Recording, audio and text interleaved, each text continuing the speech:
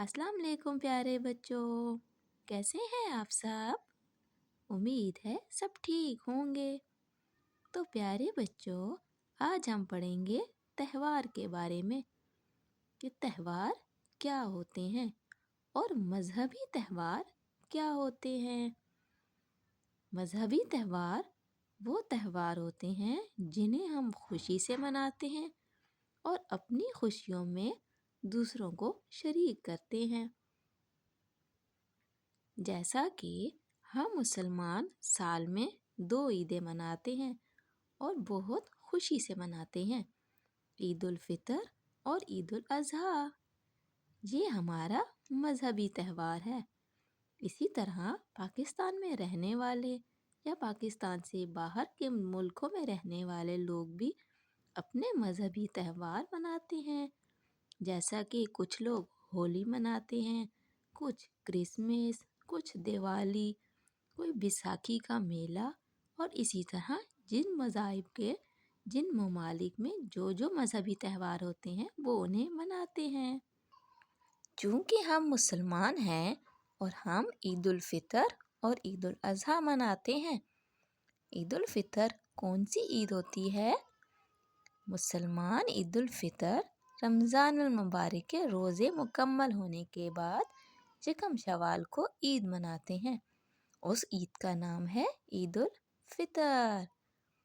उस दिन मुसलमान ईद की नमाज पढ़ने के बाद अपने रिश्तेदारों और दोस्तों को मिलकर ईद मुबारक देने जाते हैं और एक दूसरे को खुशी से मिलते हैं और बच्चों को तो ईदी भी मिलती है। गरीब मुसलमानों को इस खुशी में शरीक करने के लिए सदका फितर, जिसे फतराना कहा जाता है, वो भी दिया जाता है। आप देख सकते हैं कि इस तस्वीर में सब एक दूसरे को मिल रहे हैं और खुशी से मिल रहे हैं। इसे ईद उल फितर कहते हैं। इसी तरह ईद उल अज़हा, ईद उल अज़हा को बड़ी ईद भी कहा जाता है। ये ईद हज़रत इब्राहीम अलैहिस्सलाम की कुर्बानी की याद में मनाई जाती है और इस दिन तमाम मुसलमान जानवरों की कुर्बानी करते हैं। अगर उनके पास इस्तात होती है, पैसे होते हैं, तो वो कुर्बानी कर सकते हैं तो वो कुर्बानी करते हैं। अगर उनके पास इस्तात नहीं है, पैसे नहीं हैं, तो वो कुर्बानी नहीं करते। कोई लाजमी नहीं है कि आपने कुर्बानी करनी ही होती है। इसका मकसद, इस ईद का ये मकसद भी होता है कि अगर हमारे पास गोश्त है और हम अपने गरीबों को, अपने गरीब रिश्तेदारों को मोहल्ले में जिसने कुर्बानी ना की हो, हम उसे देते हैं। तो ये ईद उल अज़हा है। और इस तस्वीर में आपको नज़र आ रहा होगा कि एक बच्चे के पास बकरी है, दूसरे बच्चे के पास भी बकरी।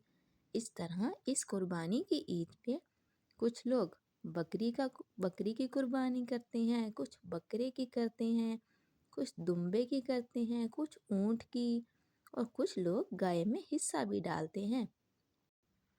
तो प्यारे बच्चों, उम्मीद है आपको मजहबी त्यौहार के ईद उल फितर और ईद उल अज़हा के बारे में पता चल गया होगा और आपको समझ भी आ गई होगी।